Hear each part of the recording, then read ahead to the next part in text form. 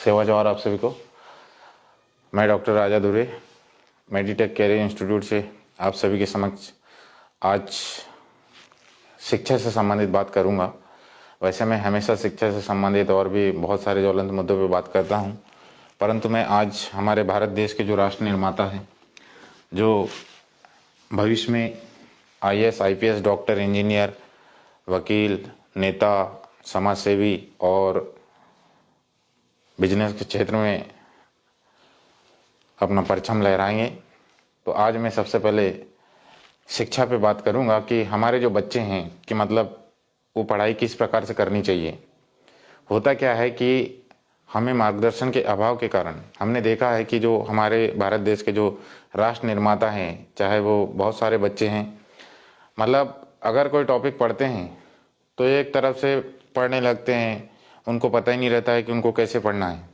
परंतु हमारे द्वारा हमेशा प्रयास किया जाता है कि बच्चों को ऐसे सरल से सरल तरीके से पढ़ाया जाए ताकि वो टॉपिक आसानी से उनको याद हो सके और लंबे समय तक उनके माइंड में रह सके।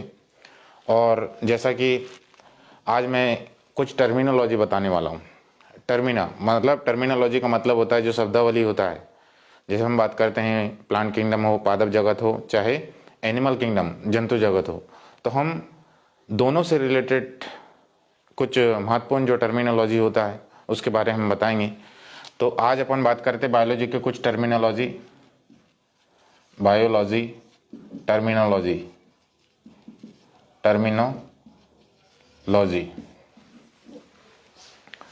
ठीक है, बहुत सारे जो स्टूडेंट बायोलॉजी के स्टूडेंट होंगे या कोई टीचर होंगे, तो ये वैसे सभी के लिए काम की बात है ना। तो सबसे पहले मैं बात करता हूँ कि देखिए, हमें शब्दावली जरूर पता होना चाहिए, टर्मिनोलॉजी जिसको बोलते हैं। हम कोई भी टॉपिक पढ़ें या कोई भी चैप्टर पढ़ें तो हमें पता होना चाहिए कि इस चैप्टर में जो यूज होने वाले जो शब्द होते हैं इनका मतलब क्या होता है। ठीक, तो सबसे पहले मैं बात करता हूँ, देखिए ये सेल की बात अगर अपन बात करते हैं, कोशिका जो होती है ये सभी जीवों की क्रियात्मक एवं संरचनात्मक इकाई होती है, आपको मालूम होना चाहिए।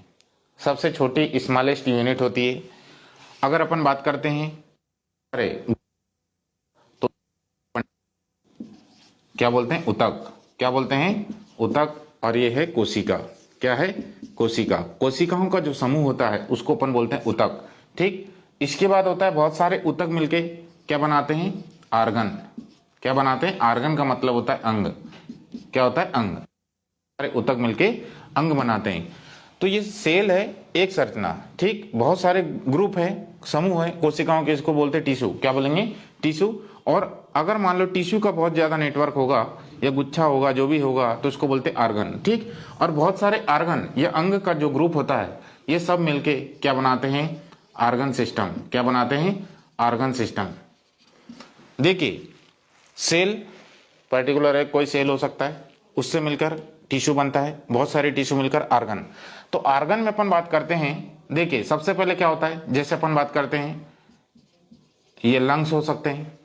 ठीक, उसके बाद अपन बात करते हैं लीवर हो सकता है, ठीक है, हार्ट हो सकता है, ठीक है, या किडनी हो सकता है, या तो ब्रेन हो सकता है। तो ये आर्गन हो सकते हैं। ठीक, अब ये मिलके बनाते हैं आर्गन सिस्टम। जैसे ये लंग्स से मिलकर बनता है, फेफड़ों से, मतलब मनुष्य के शरीर में एक जोड़ी फेफड़े होते हैं, मतलब दो होते हैं। तो ये कुल मिला के आपको मालूम होना चाहिए, ये जैसे ये नाक से लेके जो फेफड़ों तक का जो ये सभी जो सिस्टम होता है ये रेस्पिरेटरी सिस्टम होता है, श्वसन तंत्र जिसको बोलते हैं। ठीक, हार्ट मतलब कुल मिला के हमारे शरीर में जितने भी जो ब्लड वेसल्स होते हैं, ब्लड वेसल्स का मतलब होता है रक्त वाहिकाएं, जैसे धमनी हो गया, सिरा हो गया, या अपन बात करते हैं केशिका हो गया। तो ये सब मिलके क्या बनाते हैं, बोले तो सर्कुलेटरी सिस्टम, जिसको परिसंचरण तंत्र बोलते हैं। तो ये आर्गन जो होते हैं, अंग जो होते हैं, अंग तंत्र का निर्माण करते हैं। और ये अंग तंत्र अगर आपको मालूम होना चाहिए, ये शरीर खड़ा है, शरीर जिसके दम से खड़ा है इसको बोलते हैं कंकाली तंत्र। ठीक है, कंकाली तंत्र हो गया। ठीक, तो ये लंग से मिलकर बना क्या बोलना चाहिए, श्वसन तंत्र हो गया। हृदय से मिलकर बना परिसंचरण तंत्र बोल सकते हैं। किडनी से मिलकर बना, इसको क्या बोल सकते हैं अपन, उत्सर्जी तंत्र बोल सकते हैं। ब्रेन से मिलकर बना, ब्रेन या जितने भी इससे रिलेटेड तंत्रिकाएं होती है, ठीक है। तो ये जो सिस्टम होता है इसको नर्वस सिस्टम बोल सकते हैं, ठीक। अब ये आर्गन सिस्टम, बहुत सारे आर्गन सिस्टम मिलके क्या बनाते हैं, बॉडी का निर्माण करते हैं, शरीर का निर्माण करते हैं। शरीर है तो सब काम करेगा, ठीक। तो देखिए सेल सबसे छोटी इकाई होगी, टिश्यू, ये टिश्यू का मतलब होता है कि ऊतकों से मिलकर बनी है, सॉरी कोशिकाओं से मिलकर बनी होती हैं, और ये बहुत सारे ऊतक मिलकर अंग का निर्माण करते हैं, और अंग बहुत सारे अंग तंत्र का निर्माण करते हैं, और जब अंग तंत्र होता है तो क्या होगा, शरीर का निर्माण होता है, ठीक। तो ये बेसिक टर्मिनोलॉजी, और भी बहुत सारी चीजें हैं मैं बता रहा हूं। अब देखिए अब होता क्या है, जैसे इधर अपन बात करते हैं प्लांट किंगडम, पादप जगत, ठीक। इधर अपन आते हैं एनिमल किंगडम, जंतु जगत, ठीक है। प्लांट किंगडम और इधर एनिमल किंगडम, पादप जगत और जंतु जगत, ठीक। तो देखिए चाहे वो जंतु हो चाहे वो पौधे हो, अब आपको मालूम होना चाहिए सबकी शुरुआत होती है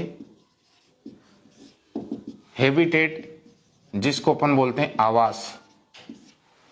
हर व्यक्ति की पहचान उसके घर से होती है, ठीक। तो हैबिटेट, अब क्या होता है, हैबिटेट का मतलब क्या होगा, बहुत सारे लोगों को नहीं समझ में आ रहा, मैं सिर्फ टर्मिनोलॉजी बता रहा हूं, ठीक है। तो हैबिटेट आवास, तो कोई कहां रहता है, वाटर में रहता है, कोई कहां रहता है, एयर में रहता है, कोई कहां रहता है, सॉइल में रहता है, ठीक है। समझ में आ रहा है कि नहीं, कोई कहां रहता है, वाटर में रहता है, जल में रहता है, कोई हवा में रहता है, कोई सॉइल में रहता है, ठीक।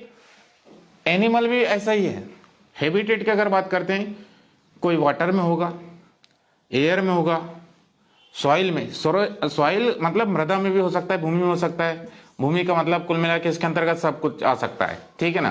तो आपको पता होना चाहिए इसमें भी सेम टू सेम, मतलब इससे पहचान, हैबिटेट से पहचान होती कौन कहां रहता है, ठीक।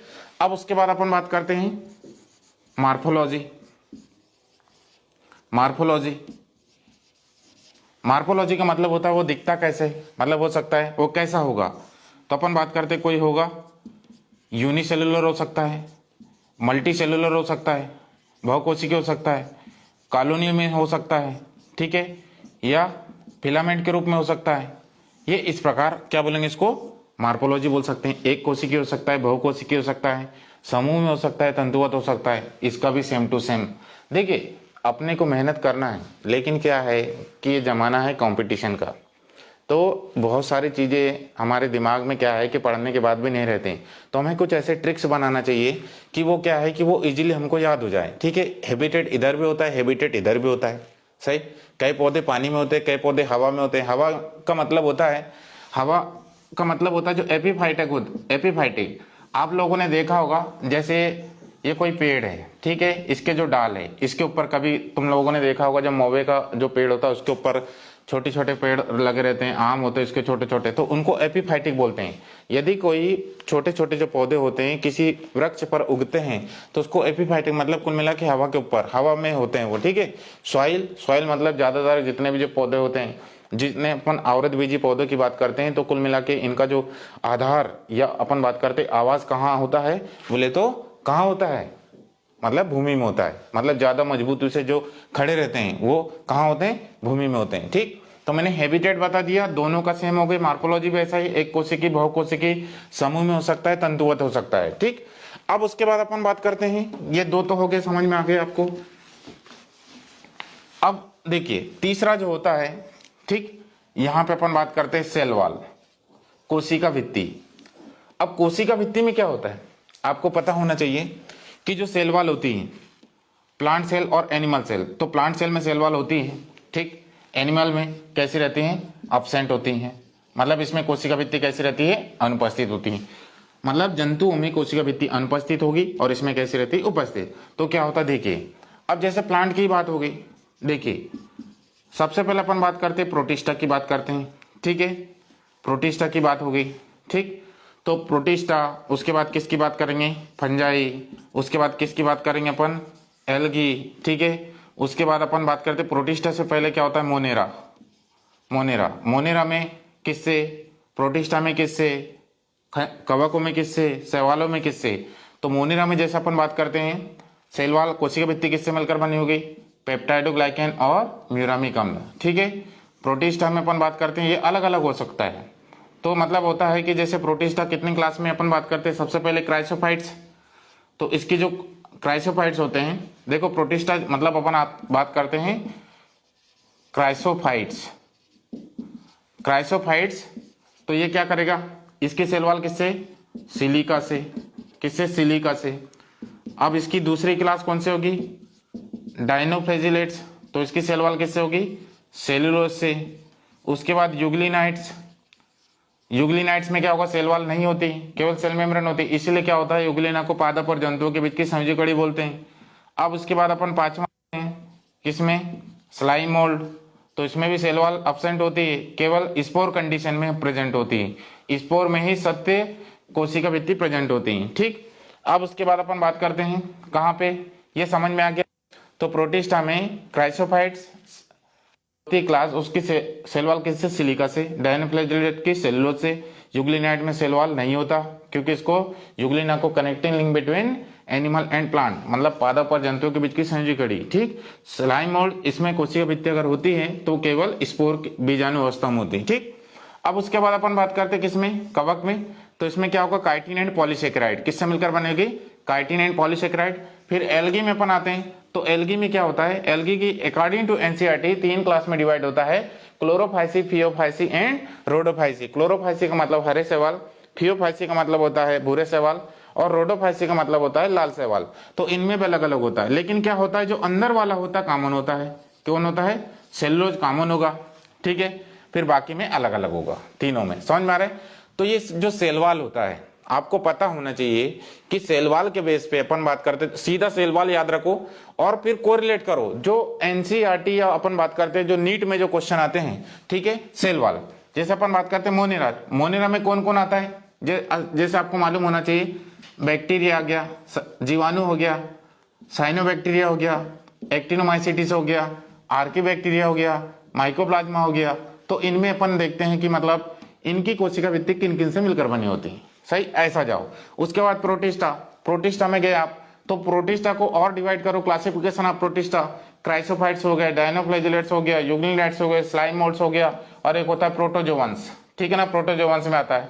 फिर ये भी 4 क्लास में डिवाइड होता है, अमीबाइट्स, सीलिएटेड, फ्लैजिलेटेड और स्पोरोजोवंस। तो ये आपको पता होना चाहिए, मतलब ऐसा याद करना है। फिर फंजाई, तो फंजाई में भी काइटिन और पॉलीसेकेराइड। एल्गी में कैसे होगा, तो जब ऐसे एक टॉपिक याद रखो और उससे कोरिलेट पढ़ाई करो तो आपकी इससे एनर्जी बचेगी। नहीं तो क्या होता है कि देखिए मेहनत करते जा रहे हैं, मेहनत करते जा रहे हैं और आपको कुछ याद तो फिर क्या होता है, सबसे ज्यादा पछतावा अपने को ही होता है। ये 3 पॉइंट बताया था मैंने, हैबिटेट, उसके बाद क्या बताया था, मार्कोलॉजी, उसके बाद बताया था सेल वॉल, ठीक। अब उसके बाद अपन बात करते हैं, ठीक है। अब यहां पे आता है सेलुलर, मैंने आपको बताया था बॉडी ऑर्गेनाइजेशन, शरीर का संगठन, बॉडी ऑर्गेनाइजेशन, शरीर का संगठन। शरीर का संगठन क्या होता है, शरीर का संगठन का मतलब होता है कोई जीव जो होता है सेल से मिलकर बनी होती है, तो उसको क्या बोलेंगे अपन, सेलुलर ऑर्गेनाइजेशन। क्या बोलेंगे, सेलुलर ऑर्गेनाइजेशन, कोशिकीय संगठन। अगर मान लो कोई जीव टिश्यू से मिलकर बना होता है तो क्या बोलेंगे इसको, टिश्यू लेवल होता है उसमें, शरीर का संगठन ऊतक लेवल का होगा। अगर कोई ऑर्गन लेवल का होता है तो ऑर्गन लेवल बोलेंगे उसको, अगर ऑर्गन सिस्टम तो ऑर्गन सिस्टम लेवल का, ठीक है, समझ में आ रहा है कि नहीं। तो ये क्या होता है, बॉडी का ऑर्गेनाइजेशन, शरीर का जो संगठन होता है, सेल लेवल का भी हो सकता है, टिश्यू लेवल का भी हो सकता है, ऑर्गन लेवल का भी हो सकता है, ऑर्गन सिस्टम लेवल का भी हो सकता है, ठीक। तो ये क्या होगा, शरीर का संगठन, ठीक। 4 पॉइंट बताया मैंने। उसके बाद अपन आगे बढ़ते हैं, फिर अपन आते हैं मोड ऑफ न्यूट्रिशन, पोषण की विधि, मोड ऑफ न्यूट्रिशन, पोषण की विधि, ठीक है। पोषण की विधि में अपन बात करते हैं, 2 हो सकते हैं, कौन सा, ऑटोट्रॉपिक, स्वपोषी, और एक होता है हेट्रोट्रॉपिक, हेट्रो विषमपोषी। तो ऑटोट्रोपिक का मतलब क्या होगा, स्वपोषी का मतलब होता है, ये पौधों की बात हो रही है। ज्यादातर ऑटोट्रोपिक जो पोषण होता है, स्वपोषी पोषण किसमें होता है, पौधों में होता है। ठीक, क्यों होता है, स्वपोषी क्यों बोलते हैं, जो स्वयं अपना भोजन बना सकता है। तो कौन होगा, जिसमें हरित लवक होगी। हरित लवक, हरित लवक का मतलब होता है कि पौधों में क्या होता है, ये एक प्रकार की रचना होती है या एक प्रकार की स्ट्रक्चर होती है जिसके माध्यम से पौधे प्रकाश संश्लेषण करते हैं। क्यों, कि उसमें क्लोरोफिल पिगमेंट होता है, ठीक है, वर्णक होता है। तो ऑटोट्रोपिक क्या होगा, पौधों में होते हैं। ठीक, लेकिन देखो ये हेटरोट्रोपिक का मतलब क्या होगा, जिसमें क्लोरोप्लास्ट अब्सेंट होगी, हरित लवक अनुपस्थित होगी। तो हेटरोट्रोपिक में क्या होगा, तो देखो सबसे पहले आता है मृतजीवी भी हो सकता है, परजीवी हो सकता है और सहजीवी हो सकता है। मृतजीवी का मतलब सेप्रोफिटिक का मतलब जो मृत पदार्थों से अपना भोजन प्राप्त करता है, और पैरासिटिक का मतलब क्या होता है, जो दूसरे जीवों से भोजन प्राप्त करता है। और सहजीवी का मतलब जैसे अपन इंग्लिश में सिम्बायोटिक बोलते हैं, तो इसमें दोनों को फायदा होता है। सहजीवी का मतलब क्या होता है कि एक छोटा सा एग्जाम्पल देता हूं कि आप एक कोई गाड़ी वाले के साथ रोज कहीं कोचिंग जा रहे हैं या स्कूल जा रहे हैं, तो एक जिसकी गाड़ी है उसकी गाड़ी में आप अल्टरनेटिव पेट्रोल डलाते गए तो क्या होगा, आपका भी काम चलेगा, उसका भी काम चलेगा। दोनों एक दूसरे को, जैसे आप टिफिन ले जाते हो कोचिंग स्कूल में, तो दोनों एक दूसरे को शेयर करते हैं। तो ये क्या है, सहजीवी। सह का मतलब होता है साथ साथ में, और मृतोपजीवी का मतलब केवल मृत पदार्थों से भोजन प्राप्त करेगा वो। और परजीवी का मतलब होता है, आप लोगों ने देखा होगा अमरबेल नींबू के पौधे में होता है, उसको चूस चूस के उसको खत्म कर देता है, सामने वाले से भोजन भी लेता है और उसको नुकसान भी पहुंचाता है। इसको बोलते हैं परजीवी। और सहजीवी का मतलब होता है इसमें दोनों को फायदा होता है, ठीक है ना। और ये स्वपोषी का मतलब क्या होगा, ये केवल ज्यादातर पौधों में होता है क्योंकि इसमें क्या होता है, हरित लवक होता है। ठीक, तो पोषण की विधि हो गया। अब उसके बाद अपन बात करते हैं गुड मॉर्निंग जेनेटिक मटेरियल। ये पौधों की बात हो रही है, जैसे गुड मॉर्निंग को मतलब जेनेटिक मटेरियल। तो किसी में क्या होगा, किसी में आरएनए होता है, पौधों में अधिकतर क्या होगा, आरएनए होता है, और जंतु में क्या होगा, डीएनए होगा। फिर कभी कभी क्या होता है, ये डबल स्टैंडर्ड होगा कि सिंगल स्टैंडर्ड होगा, एकल सूत्रीय होगा, द्विसूत्रीय होगा, एकल सूत्रीय द्विसूत्रीय होगा। तो आनुवांशिक पदार्थ या तो आरएनए हो सकता है या तो डीएनए हो सकता है। ठीक, उसके बाद अपन आते हैं लोकोमोशन। किस में आते हैं, लोकोमोशन, प्रचलन होता है, प्रचलन। तो प्रचलन का मतलब क्या होता है, चलता कैसे होगा। जैसे अपन पौधे की बात करते हैं ज्यादातर, जैसे अपन देखिए सबसे पहले मैं बात करता हूं, जैसे बैक्टीरिया हो गया, जीवाणु हो गया। ठीक, तो जीवाणु में क्या होगा, ये किसके द्वारा चलेगा, कशेरुकी, या जिसको अपन बोलते हैं फ्लैजेला। सही। अगर पैरामीशियम की बात करते हैं तो किसके द्वारा चलेगा, सीलिया के द्वारा। जैसे अमीबा की बात करते हैं, ठीक है, तो अमीबा क्या करेगा, ये किसके द्वारा, स्यूडोपोडिया, पैर के समान स्ट्रक्चर होती है। मतलब इसको ऐसा मान सकते हैं कि ये समझ में तो आएगा नहीं, जैसे ये इधर इधर ऐसा ऐसा है, ठीक, तो ये भी पैर जैसा दिख रहा है, ये भी पैर जैसा दिख रहा है, ये भी पैर जैसा। तो क्या होता है, इसको अपन हिंदी में बोलते हैं, मैं अच्छा सा एग्जाम्पल देता हूँ, नारी विच सारी कि सारी विच नारी कि नारी ही की सारी कि नारी ही की सारी वाला। ठीक है, मेरे को अच्छे से याद नहीं है वो, हिंदी बहुत पहले पढ़ा था मैं, 2006 के पहले की बात है ये।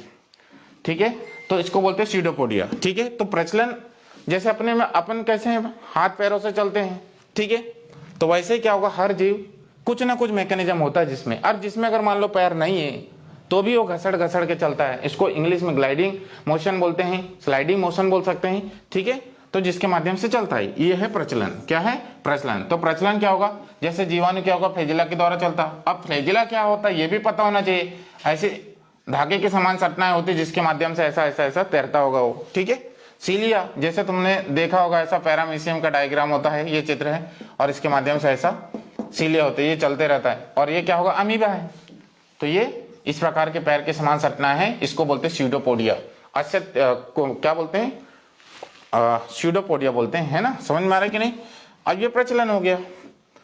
अब इसके बाद अपन बात करते हैं पौधों की बात, अगर बात करते हैं तो प्रोटीन सिंथेसिस। प्रोटीन सिंथेसिस क्या होगा, प्रोटीन सिंथेसिस किसके द्वारा होगा, राइबोसोम के द्वारा ही होता, आपको मालूम होना चाहिए। किसके द्वारा होगा, राइबोसोम। राइबोसोम पर क्या होता है, कहीं किसी किसी में क्या होगा, 70 इस प्रकार से होगा, 70 इस प्रकार का राइबोसोम होता है, और किसी में क्या होगा 80 इस प्रकार का होगा। तो अधिकतर आप लोगों ने देखा जितने भी जो प्रोकैरियोटिक सेल्स होते हैं उसमें 70 इस प्रकार का राइबोसोम जिनके माध्यम से प्रोटीन का सिंथेसिस होता है, प्रोटीन का संश्लेषण होता है, ठीक है। और जो यूकैरियोटिक में दोनों होते हैं 70 और 80 दोनों, तो इनके माध्यम से क्या होगा प्रोटीन का संश्लेषण होगा, ठीक है। अब इसके बाद अपन बात करते हैं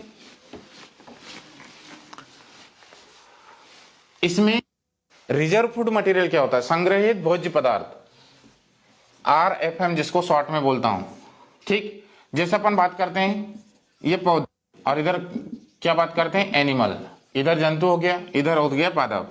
तो पादपों में क्या होगा, संग्रहित भोज्य पदार्थ क्या होता है, स्टार्च होता है, क्या होता है स्टार्च। और जंतुओं में ग्लाइकोजन होता है, क्या होता है ग्लाइकोजन होता है। ये क्लियर हो रहा है सभी को कि नहीं, ठीक है। तो रिजर्व फूड मटेरियल पौधों में क्या होता है स्टार्च होता है, इसमें क्या होता है ग्लाइकोजन होता है, ठीक। ऐसे क्वेश्चन आते हैं, ठीक। अब आपको मालूम होना चाहिए, ये सब चीजें आपको पता हो गया। अब अपन आते हैं रिप्रोडक्शन में, किस में आते हैं रिप्रोडक्शन। रिप्रोडक्शन आज टर्मिनोलॉजी बता रहा हूं, मतलब कुछ ऐसा कुछ नहीं है, पढ़ना कैसे बच्चों को जो स्पेशली जो नीट की तैयारी कर रहे हैं या नर्सिंग की जो तैयारी कर रहे हैं उनकी बात कर रहा हूं मैं। तो इस प्रकार अपन देखते हैं, देखिए सबसे पहले अपन बात करते हैं, अब मैंने रिप्रोडक्शन की बात किया, रिप्रोडक्शन या जनन जिसको बोल सकते हैं, जनन का मतलब या इसी को बोलते हैं प्रजनन भी बोल सकते हैं जिसके माध्यम से नई कोशिका का निर्माण होता है, ठीक है, इसी को बोलते हैं रिप्रोडक्शन। क्या बोलते हैं रिप्रोडक्शन। तो ये अलग अलग हो सकता है, ठीक। तो देखिए सबसे पहले वर्दी, ये पौधों की बात करते तो वर्दी वेजिटेटिव, इसको बोलते हैं वर्दी या कायिक प्रजनन, ठीक। उसके बाद अपन आते हैं एसेक्सुअल रिप्रोडक्शन, उसके बाद क्या आता है सेक्सुअल रिप्रोडक्शन। वर्दी प्रजनन का मतलब क्या होता है, ये अलग अलग प्रकार से हो सकता है, ठीक। तो देखिए ये किसके द्वारा होगा, फ्रेगमेंटेशन के द्वारा हो सकता है, किसी में कोनिडे के द्वारा हो सकता है, किसी में किसी के द्वारा बडिंग के द्वारा हो सकता है, ठीक। अब एसेक्सुअल में क्या होगा, बाय स्पोर बीजाणु के द्वारा या जूस पोर्स के द्वारा होगा, जिसमें ये कैसे होंगे जूस पोर्स, ये नाशपाती के समान होंगे, जिसमें कसाबी का उपस्थित भी हो सकती है और नहीं भी उपस्थित हो सकती है। सेक्सुअल रिप्रोडक्शन किसके द्वारा होगा, बाय गेमेट के द्वारा होगा, गेमेट युग्मकों के द्वारा होता है। फिर किसी किसी में क्या होता है, जैसे अपन बात करते हैं सेक्सुअल रिप्रोडक्शन किसकी, कवकों की। कवकों में लैंगिक जनन जो होता है ये कितने टाइप का होगा, 3। एक होता प्लाज्मोगेमी,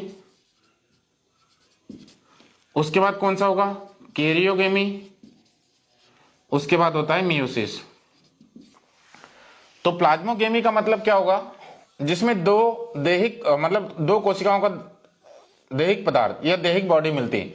मतलब इसमें क्या होगा, दो कोशिकाओं का जो कोशिका द्रव मिलेगा, अगर एक इधर से अलग मिला, इसका केंद्रक एक है, इसका केंद्रक एक है, लेकिन जब इनका जो कोशिका द्रव मिलेगा तो ये केंद्रक है ना कभी भी मिलेंगे नहीं, केवल ऐसे ऐसे ही रहेंगे। तो इसको बोलते हैं प्लाज्मोगेमी, या अपन बात करते हैं इसको इस कंडीशन में डिनोट करते हैं, इसको बोलते हैं डाइकैरियोटिक फेज। क्या बोलते हैं डाइकैरियोटिक फेज बोलते हैं, N+N फंजाई में दिया है, ठीक। तो इसको बोलते हैं प्लाज्मोगेमी, ठीक। अब उसके बाद कैरियोगेमी, तो दो न्यूक्लियस मिल रहे हैं, इसमें नर और मादा मिलेगा, ठीक है, तो इसको बोलते हैं कैरियोगेमी, ठीक। ये मेल हो गया और ये फीमेल हो गया, मिले तो क्या बना जायगोट, तो ये N कितने हो गए 2N। फिर इसमें मियोसिस होगा, अर्धसूत्रीय विभाजन होगा, आ रहा है सभी को। तो ये रिप्रोडक्शन में अलग अलग, जैसे अपन बात करते हैं ये कवकों की थी, और कवकों के बाद अपन बात करते हैं किसकी, अब देखिए कवकों के बाद अपन बात करते हैं एल्गी में, किसकी बात करेंगे अपन एल्गी, ठीक, शैवालों की। इसमें सेक्सुअल रिप्रोडक्शन कितने टाइप का होगा, 3 टाइप का होता है, आपको मालूम होना चाहिए, ठीक है। एक होता है आइसोगेमी, आइसोगेमस भी बोल सकते हैं, उसके बाद एनाइसोगेमस, उसके बाद ओगेमस, ओगेमी भी या ओगेमस भी बोल सकते हैं, ठीक। तो आइसोगेमस का मतलब क्या होता है, आइसो का मतलब होता है समान, आइसो का मतलब होता समान, ठीक है। गेमस मतलब गेमेट। इसमें नर और मादा, male and female gamete same size के होंगे, इनकी एज वगैरह सब सेम होगी, तो उसको बोलेंगे अपन आइसोगेमस। एनाइसोगेमस का मतलब होता है ये अलग अलग हो सकते हैं, इनकी मतलब जो साइज है, एज है, कम ज्यादा हो सकती हैं। अब ओगेमस में क्या होता है कि इसमें फीमेल गेमेट जो होता है, ये फीमेल गेमेट बड़ी होती है और जो मेल गेमेट होता है छोटा होता है। मतलब इसमें मादा युग्मक बड़ी होती है और नर युग्मक छोटा होता है, लेकिन मादा चल नहीं सकती, नॉन मोटाइल है, और ये चल सकते हैं, इसलिए इसको क्या बोलेंगे अपन, ओगेमस, ठीक है। तो सवालों में सेक्सुअल रिप्रोडक्शन 3 टाइप का होगा, आइसोगेमस, एनाइसोगेमस, ओगेमस। ओगेमस में क्या होता है, इसमें लड़की बड़ी होगी, चल नहीं सकती, लड़का छोटा होगा, चल सकता है, तो ओगेमस। एनाइसोगेमस में दोनों की साइज छोटा बड़ा हो सकता है, ठीक है। उसके बाद आइसोगेमस में दोनों की साइज आकार कैसे होगी, समान, तो उसको बोलते हैं आइसोगेमस, ठीक है। ये जनरल टर्मिनोलॉजी है। क्या क्या बताया मैंने, एक बार मैं बता देता हूं। देखो, मैंने आपको बताया था हैबिटेट, हैबिटेट, ठीक है। उसके बाद क्या बताया था, मार्फोलॉजी। उसके बाद तीसरा क्या बताया था, बॉडी ऑर्गेनाइजेशन, शरीर का संगठन। चौथा क्या बताया था, सेल वॉल, ठीक। अगर पांचवा ऐड भी कर दूं, सेल मेम्ब्रेन, तो ये लिपिड और प्रोटीन से मिलकर बनी होती है, हेमिसेल्यूलोज से मिलकर बनी होती है। छठवां अपन बात करें, ठीक है, छठवां में अगर बात करते हैं, क्या बताया था मैंने, लोकोमोशन, प्रचलन, ये किसके द्वारा चलता है। सातवां बताया था रिजर्व फूड मटेरियल, इसमें संग्रहित भोज्य पदार्थ क्या होगा। उसके बाद अपन आठवां में बात करते हैं, आठवां में अगर अपन बात करते हैं मोड ऑफ न्यूट्रिशन, तो कैसे होंगे, कुछ प्रकाश संश्लेषी ऑटोट्रोपिक होंगे, कुछ हेटरोट्रोपिक होंगे, ठीक है। उसके बाद बताया था मैंने sexual reproduction, sexual reproduction sorry reproduction बताया था, ये वर्धी प्रजनन, अलैंगिक जनन और लैंगिक जनन, ये चीजें हैं आपको प्लांट किंगडम में। आप जगत मोनेरा से लेके आप ब्रायोफाइटा तक पढ़ोगे, टेरिडोफाइटा, जिम्नोस्पर्म तक पढ़ोगे, तो पूरा का पूरा यही ट्रिक्स से आपको पूरा उधर तक पढ़ना है, बाकी एक्स्ट्रा कुछ नहीं है।